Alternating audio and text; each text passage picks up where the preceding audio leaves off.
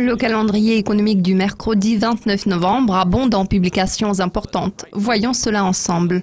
La Suisse doit publier son indicateur UBS de la consommation pour octobre à 7 h du matin.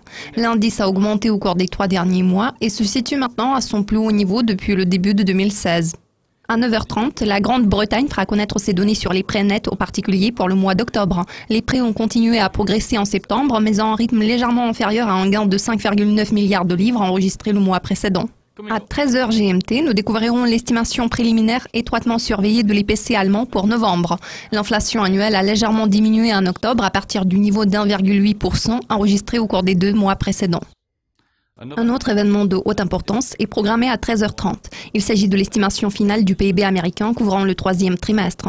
L'estimation préliminaire a affiché une forte croissance de 3% sur une base annuelle et ce chiffre pourrait être révisé à la hausse.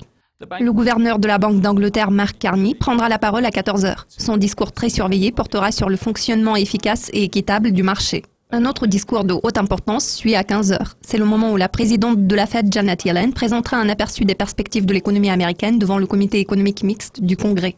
Les États-Unis publieront leur promesse de vente de logements pour octobre à la même heure. Les ventes sont restées inchangées en septembre après 2 mois de baisse.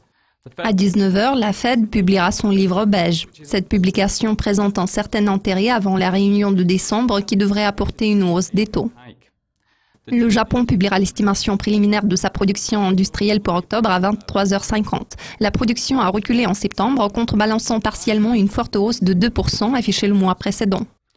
La Nouvelle-Zélande publiera son rapport ANZ sur la confiance des entreprises pour novembre à minuit. L'indice a perdu plus de 10 points en octobre, passant en dessous de zéro pour la première fois en 2 ans. La Grande-Bretagne publiera l'indice GFK mesurant la confiance des consommateurs pour novembre à minuit 1. La confiance des consommateurs a légèrement diminué en octobre, bien que la baisse soit apparue conforme aux attentes. 2 communiqués de presse concernant la performance de l'économie australienne en octobre suivent à minuit 30, y compris les approbations des plans de construction. Les données de septembre ont surpris fortement à la hausse, enregistrant leur plus forte croissance en 4 mois. Les crédits au secteur privé ont toutefois progressé à un rythme légèrement plus lent que le gain de 0,5% enregistré en août. L'indice PMI chinois pour novembre suit à 1 h du matin. Les indices manufacturiers et non manufacturiers ont affiché un ralentissement en octobre tout en restant dans le territoire positif. Le Japon publiera ses mises en chantier pour octobre à 5 h du matin. Les mises en chantier ont diminué au cours des 3 derniers mois. En septembre, ce chiffre a affiché sa plus forte baisse en 2 ans.